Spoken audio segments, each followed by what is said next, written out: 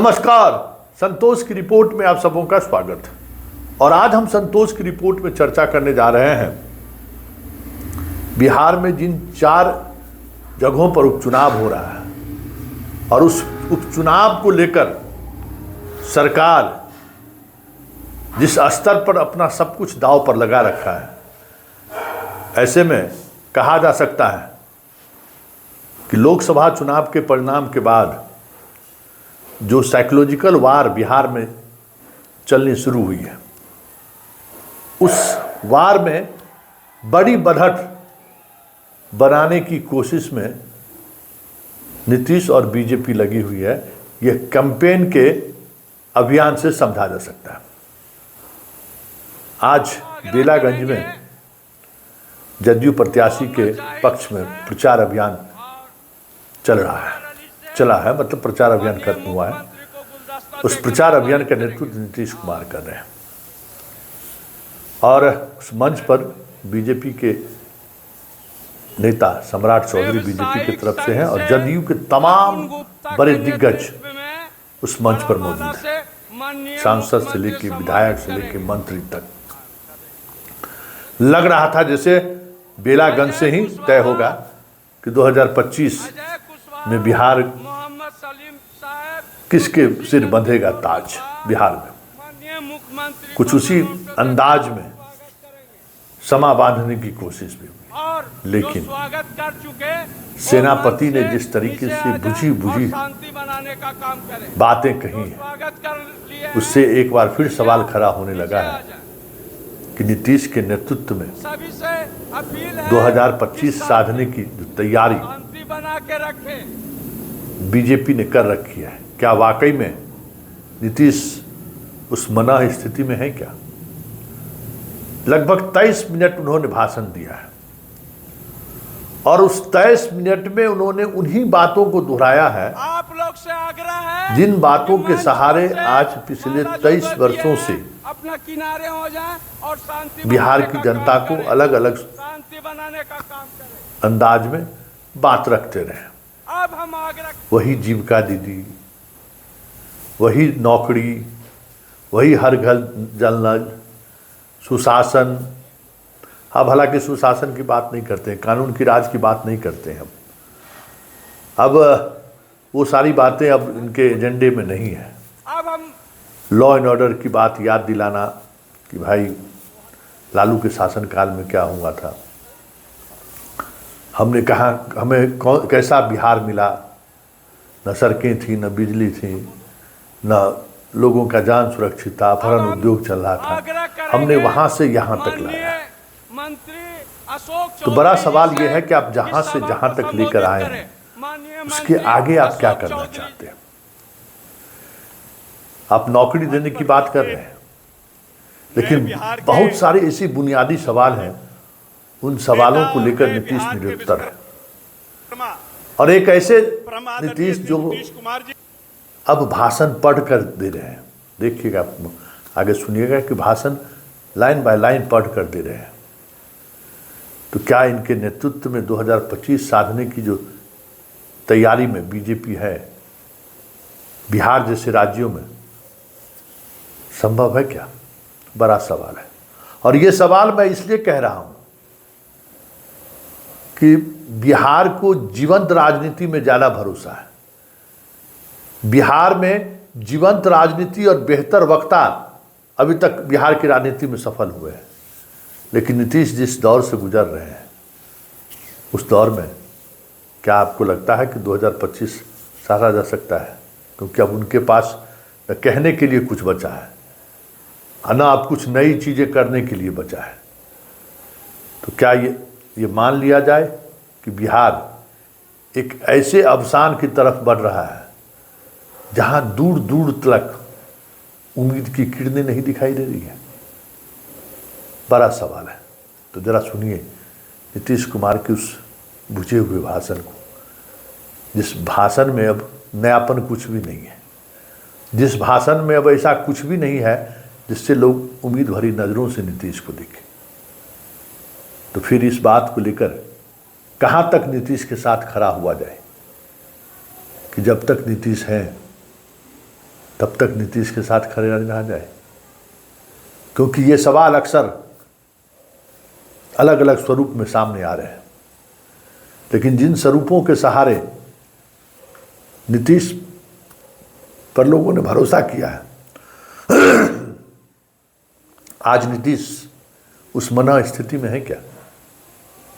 चलिए नीतीश के उस थकाऊ भाषण को सुनिए और सोचिए बिहार कहाँ और किस जगह पे आके ठहर गया है, जहाँ हम निर्णय लेने की स्थिति में नहीं है, जहाँ बिहार निर्णय लेने की स्थिति में नहीं है कि हम किसके साथ खड़े हों, क्योंकि दूर दूर तक कोई उम्मीद की किरणें नहीं दिखाई दे रही है, दूर दूर तक कुछ संभावनाएं नहीं दिख रही हैं, जिन संभावनाओं के सहारे बिहार में एक नई तरीके की राजनीति का श्री गणेश किया जा सके। जो है, जो कुछ भी गया जिला के बेलागंज में ये सब तो हो ही रहा है, लेकिन आपको हम यही कहना चाहते हैं कि हम लोगों ने शुरू से ही, जब हम लोगों को काम करने का मौका मिला, आप लोगों के द्वारा 2005 के नवंबर में 24 तारीख से हम लोग आए और उसी समय से हम लोगों ने जो सेवा की है बिहार की, तो उसके बाद से हम लोगों ने बहुत लोगों के हक में काम किया है, पूरे इलाके के विकास के लिए काम किया।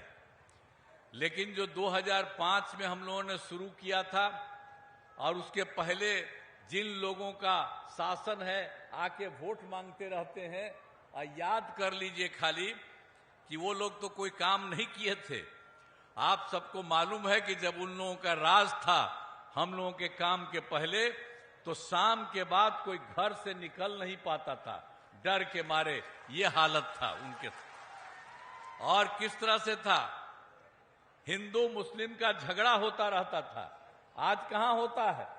उन्हीं लोगों के टाइम में हिंदू मुस्लिम का झगड़ा होता रहता था। अब पढ़ाई का क्या हाल था? बहुत कम बच्चे पढ़ते थे और पहले इलाज का पूरा इंतजाम नहीं था, सड़कें बहुत कम थी, जो थी उनका बुरा हाल था। अब बिजली बहुत कम जगह पर थी। तो ये सब उन लोगों के सामने जब हम लोगों को काम करने का मौका मिला, तो हम लोगों ने सब के लिए काम किया, हर क्षेत्र के लिए काम किया है। जरा याद करिए कि जो हिंदू मुस्लिम का झगड़ा होता था, अब हम लोगों के समय में कभी झगड़ा होता? और जब हम लोगों ने क्या किया, 2006 में ही कब्रिस्तान की घेराबंदी शुरू कराई। उन लोगों का जो कब्रिस्तान था मुसलमानों का, वो हिंदू मुस्लिम के इलाकों में जो भी था, बहुत तरह की उनको दिक्कतें होती थी। जब हम लोगों को पता चला कि कितना है, तो 8000 से ज्यादा कब्रिस्तानों की घेराबंदी हम लोगों ने की। और उसके अलावे उन लोगों के द्वारा पता चला कि 1237 और कब्रिस्तान हैं, तो उस पर भी काम हो रहा है। 766 तो हम लोग कर ही चुके हैं, वो भी बहुत जल्दी पूरा होने वाला है। सब तरह से काम हो रहा, तो हम लोगों ने सबके हित में काम दिया। और जब हम लोगों ने मुसलमानों का काम किया, तो हिंदुओं का भी हम लोगों ने देखा कि बहुत जगह हिंदू मंदिरों में जो किसी तरह से लोग मूर्ति चोरी लोग कर लेते हैं, इधर उधर गड़बड़ करते हैं, जो कुछ भी हम लोगों ने देखा, तो हम लोगों ने जितना भी 60 वर्ष से पुराने जितने हिंदू मंदिर थे, उसका भी हम लोगों ने काम शुरू कर दिया, घेराबंदी का। तो ये सब तरह से हम लोगों ने काम शुरू किया। और ये तो बात एक बताया, जब हम लोगों को मौका मिला तो क्या हाल था, भूलिएगा मत, याद रखिएगा कि किस तरह से शिक्षा हो या स्वास्थ्य हो, तो कैसा पढ़ाई, कम ही पढ़ाई होती थी, सब तरह से लोगों को काम नहीं होता था। तो इसके चलते हम लोगों ने इन सब चीजों के लिए भी पूरे तौर पर काम किया। और हर तरह से इतना ज्यादा हम लोगों ने काम किया। हम लोगों ने सबके लिए, पढ़ाई के लिए, एक एक तरह शिक्षा के लिए भी हर तरह से हम लोगों ने काम किया। और लड़के लड़कियों के लिए तो हम लोगों ने काम करना शुरू किया। तो 2006-07 में लड़के लड़कियों के लिए पोशाक योजना की शुरुआत हम लोगों ने करा दी थी। और उसके बाद 2008 में जो 9वीं क्लास में लड़कियां पढ़ती थी तो उसके लिए हम लोगों ने साइकिल योजना की शुरुआत की थी। और जब साइकिल योजना की शुरुआत की महिलाओं का, तो आप सोचिए लड़कियां जो पढ़ती थी उस पर जाती थी स्कूल में, और जब शाम में घर आती थी तो अपने माता या पिता को वो लेकर के घुमाती थी। कैसी स्थिति थी भूलिएगा मत, याद रखिएगा कि जब हम लोगों ने उन लोगों के लिए ये सब काम हम लोगों ने कराया तो किस तरह से उन लोगों के लिए सारा तरह से काम इन लोगों ने किया। तो हम लोगों ने एक एक तरह से काम किया है और हर प्रकार से लोगों के हित के लिए ही हम लोगों ने पूरे तौर पर हर तरह से जो भी संभव था उन सब लोगों के लिए हम लोगों ने सब तरह से काम किया है। और आप जान लीजिए कि एक एक तरह से आप बिहार लोक सेवा आयोग में हम लोगों ने तो फिर अब जो सरकारी तौर पर, पहले तो हम लोगों ने सरकारी तौर पर नहीं किया था, तो उनको भी हम सरकारी में लाने की कोशिश कर रहे हैं। लेकिन उसके अलावे बहुत ज्यादा की संख्या में 2,20,000 ज्यादा सरकारी शिक्षकों की बहाली हो गई। 1 लाख की बहाली होने वाली है, हो रहा है। अब इसके अलावे जो लोग भी थी उस तरह से पहले जो परीक्षा में पढ़ती थी नियोजित शिक्षक में, सरकारी शिक्षक हम लोगों ने बनाने की कोशिश की है। करीब करीब 3,66,000 में 29,000 तो अपने परीक्षा देके इधर आ गई। फिर 1,67,000 को एक अलग परीक्षा लेकर के हम लोगों ने उसको शामिल किया है और 1,50,000 के लिए 2 बार से शुरू करा दिया है। और हम लोगों का है जितना संभव है उन सब लोगों के लिए काम करेंगे। तो हर प्रकार से एक एक तरह से सारा का सारा काम किया जा रहा है हर तरह से। और स्वास्थ्य के क्षेत्र में भी पूरे तौर पर काम किया गया है। और इसके लिए आप समझ लीजिए कि जो कुछ भी थे पहले 2005 में जब प्राथमिक स्वास्थ्य केंद्र रहता था तो उसमें कितना लोग पढ़ते थे, उसमें तो मात्र 29 मरीज आते थे, एक दिन में 1 या 2। लेकिन अब हम लोगों ने कितना काम शुरू किया स्वास्थ्य के क्षेत्र में, तब प्राथमिक स्वास्थ्य केंद्र में हर महीने 11,000 लोग आते हैं। तो हर तरह से हम लोगों ने एक एक काम किया हर प्रकार से। आप जानते हैं मेडिकल कॉलेज भी 6 ही था पहले, अब मेडिकल कॉलेज को कितना हम लोगों ने बढ़ाए हैं, 11 और 15 को हम लोग बना रहे हैं। केंद्र सरकार की तरफ से 8 मेडिकल कॉलेज बनाने का केंद्र ने सहयोग दिया है। और इसके अलावे जो बाकी जिलों में है उन सब लोगों के बनाने के लिए हम लोगों ने शुरुआत कराना शुरू किया और उसके लिए सब तरह से काम कराया, 6 से लेकर के आगे तक भी। और आप जानते हैं हर घर नल का जल, हर घर तक बिजली, हर घर शौचालय, टोलों को पक्की सड़क से जोड़ना, ये सब काम हम लोगों ने कितना करवाया। और उसके बाद भी जो कुछ भी सरकारी नौकरी और रोजगार भी हम लोगों ने पूरा उपलब्ध कराने की कोशिश की। जो हम लोगों ने तय किया 2020 में कि 10 लाख को नौकरी देंगे, 10 लाख को रोजगार देंगे। तो आप जरा जान लीजिए 10 लाख को रोजगार की बात कहे, अब 24 लाख को रोजगार हो चुका, 10 लाख को और कर रहे हैं। अगला जो चुनाव हम लोगों का है उसके पहले आप समझ लीजिए कि वो 34 लाख हो जाएगा। और जो हम लोग बता रहे हैं आपको, जो भी 10 लाख नौकरी वाला, तो उसका 7,17,000 हो गया और बाकी बहुत तेजी से काम हो रहा, वो तो हो ही जाएगा। अब 10 ही लाख नहीं, हम लोग कर रहे हैं कि सरकारी नौकरी, और अगला बार जो चुनाव होगा उसके पहले ये भी काम हम लोग करा देंगे। तो सबके हित में सोच लीजिए, सब तरह से काम हो रहा है। तो आप जान लीजिए कि एक एक तरह से, सभी तरह से, चाहे हिंदू हो, मुस्लिम हो, अपर कास्ट हो, पिछड़ा हो, अति पिछड़ा हो, दलित हो, महादलित हो, मुश्किल हो, सब के लिए हम लोगों ने काम किया। और मुस्लिम समुदाय के लिए भी हमने आपको पहले भी कहा कि मदरसों को सरकारी मान्यता दी गई है और उसमें उनके जो शिक्षक हैं, सरकारी शिक्षक के रूप में उनको भी बराबर दिया जा रहा है, वेतन दिया जा रहा है। हर प्रकार से सारा काम हो रहा है। शुरू में ही जब आप जानते हैं 2006 में पंचायती राज संस्थाएं शुरू कराए, तो उस समय हम लोगों ने महिला को 50% उसमें सुरक्षित कर दिया। और 2007 में जो होता था, जो आप समझिए नगर निकायों में, उसमें भी 50,000 कर दिया। अब 4 चुनाव हो गया। अब कितनी बड़ी संख्या में महिलाएं उस सब में साथ है। और महिलाओं के लिए हम लोगों ने तो पुलिस, जो महिला पुलिस है, महिलाएं हैं पुलिस में, उसको भी हम लोगों ने 35% आरक्षण दिया।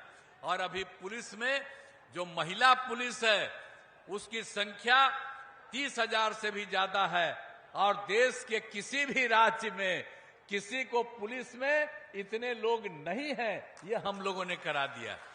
तो इस सब तरह से एक एक काम हम लोग करा ही रहे हैं। और आप समझते ही हैं कि सब प्रकार से, सभी तरह से हम लोग काम करा रहे हैं। और उसके अलावे हम लोगों ने 16 से महिलाओं को सरकारी नौकरी में 35% का आरक्षण किया। अब कितनी बड़ी संख्या में हर क्षेत्र में महिलाएं उसमें आ रही हैं, तो ये सबसे अच्छी बात है। एक एक तरह से हम लोग काम करा रहे हैं और सब जगह से हम लोगों ने सबके लिए काम किया। और इसके आगे तो आपको एक बात बता दें कि स्वयं सहायता समूह जो था, तो हम लोग केंद्र में, हम तो एमपी भी थे, मंत्री भी थे, जगह जगह घूमे थे, तब देखा स्वयं सहायता समूह में देश के विभिन्न हिस्सों, दुनिया के देश भर में बहुत अच्छा और खूब रहती थी। लेकिन जब हम लोग 5 में यहाँ आए तो हम देखने के लिए गए, तो देखा कि कुछ ही जगह पर थोड़ी बहुत है, ज्यादा नहीं, बहुत कम। तो हम लोगों ने 6 में ही तय कर दिया। विश्व बैंक से कर्ज लेकर के हमने स्वयं सहायता समूह के विस्तार का काम किया और काफी विस्तार हो गया। और जो महिलाएं उसमें थी उनका नाम हमने ही जीविका दिया, उनको जीविका दीदी कहते हैं। और उसके बाद जो केंद्र वाला हम लोग खिलाफ था, वो भी आया था देखने के लिए, यहाँ कांग्रेस का राज था, तो वो आया देखने के लिए हमको। तो देखा कि भाई आप बहुत बना दिए हैं स्वयं सहायता समूह, आप महिला का नाम आप दे दिए हैं जीविका। तो उन्होंने कहा कि हम पूरे देश में महिलाओं का नाम जो स्वयं सहायता समूह में रहेंगी उसका नाम आजीविका कर देंगे। आप जरा बताइए, जीविका हम लोग बनाए और देश भर में आजीविका वही रखा, और हम सब जीविका दीदियां कहते हैं। कितनी बड़ी संख्या में हो गई आप जानते हैं। अब जीविका दीदियों की संख्या कितनी हो गई? स्वयं सहायता समूह में 10,61,000, आजीविका दीदियों की संख्या 1,31,00,000। और अब हम लोगों ने शहरी क्षेत्र में भी स्वयं सहायता समूह और जीविका दीदियों का किया, उसमें भी अब काम शुरू करा दिया। तो हर तरह से हम लोगों ने काम किया है। और आप जान लीजिए कि कितनी बड़ी महिलाओं के लिए हर जगह हम लोगों ने काम किया, सब लोगों के लिए। और 2023 में आप जानते ही हैं कि हम लोगों ने जाति आधारित गणना कराई।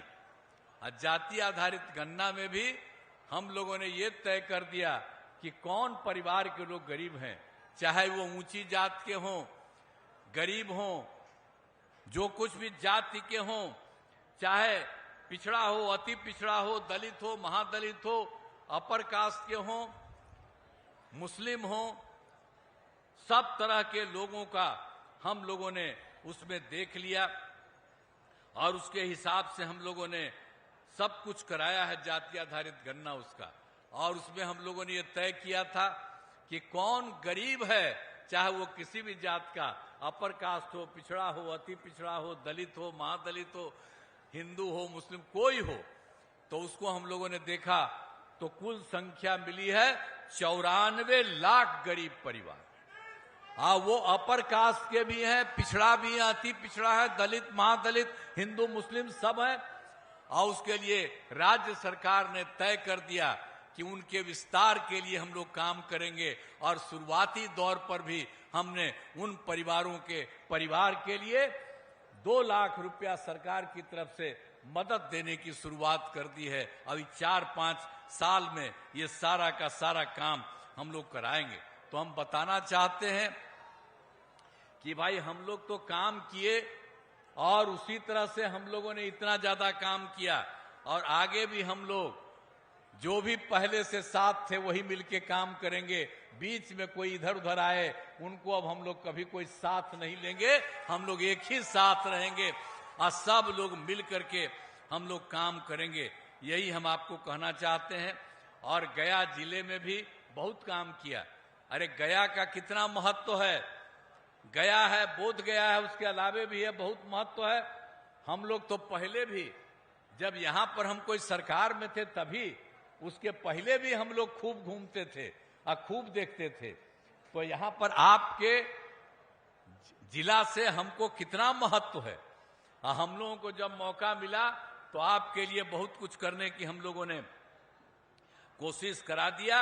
और सब तरह से आप समझ लीजिए, महिला ITI, सभी अनुमंडलों में ITI, GNM संस्थान, पैरामेडिकल संस्थान, नर्सिंग कॉलेज शामिल किया है। इंजीनियरिंग कॉलेज के नए भवन बनाए गए हैं। हर तरह से केंद्रीय विश्वविद्यालय और भारतीय प्रबंधन संस्थान की स्थापना हम लोग गया में किए हैं और कर रहे हैं। हर तरह से एक एक तरह से काम हो रहा है। हर वर्ष पितृपक्ष मेले का आयोजन होता है। आप तो गया का जानते हैं कितना इंपॉर्टेंट है। विष्णुपद मंदिर में लोगों के साथ दर्शन एवं पूजा की सभी सुविधाएं की गई है। रबर डैम बनाया गया है और जिसे गया जी रबर डैम का नाम हम लोगों ने दिया है। हर तरह से एक एक काम किया है। अब जो लोग आते हैं बड़ी संख्या में बाहर से, अब उनकी संख्या कितनी बढ़ रही है। सब तरह से हम लोगों ने कहा है। सीता कुंड जाने के लिए फल्गु नदी पर सीता सेतु का भी निर्माण कराया। एक एक तरह से हम लोग सब काम करवा रहे हैं और कोई चीज को नहीं। बोध गया के लिए भी हम लोगों ने एक बार बोध गया में हमला कर दिया था कोई, तब बोध गया का भी हमने पूरी घेराबंदी कराई और सब तरह से काम किया। वहां पर पुलिस को लगा दिए और कहा कि भाई कोई इधर उधर नहीं कर सके, अब कहीं से भी कोई गड़बड़ नहीं कर सकता है। तो हर तरह से एक एक काम हम लोगों ने पूरा करवा दिया है। और आपके यहाँ गया का या बोध गया का सब के लिए भी काम और पूरे गया के विभिन्न जगहों पर, सभी जगह पर हम लोग लोगों के हित में काम करते हैं। और यहाँ पर तो बेलागंज विधानसभा में हम आपसे कहने, उम्मीद करने के लिए आए हैं कि मनोरमा देवी को जिताइए। और आप देख लीजिए कि बेलागंज के लिए भी हम लोग घूमते हैं कई बार, और बेलागंज विधानसभा क्षेत्र में भी विकास के सारे काम करा दिए गए हैं। चाहे हर घर बिजली हो, हर घर नल का जल हो, हर घर शौचालय हो, ये सब काम हम लोगों ने बनाया है।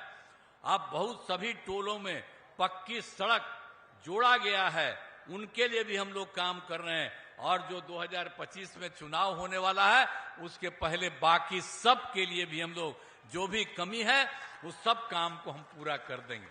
तो ये सब हम लोगों का अपना लक्ष्य है, इसी तरह से हम कर रहे हैं। और बेलागंज में अनेक सड़क और पुलों का निर्माण कराया गया है। 166 ग्रामीण सड़कों का निर्माण कराया गया है। हर तरह से एक एक तरह से काम कराया गया है।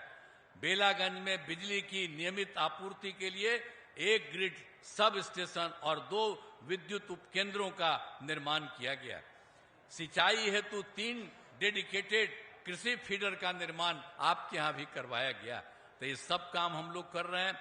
बिजली से सिंचाई करना डीजल से काफी सस्ता पड़ता है, इसीलिए हम एक एक काम करवा रहे हैं।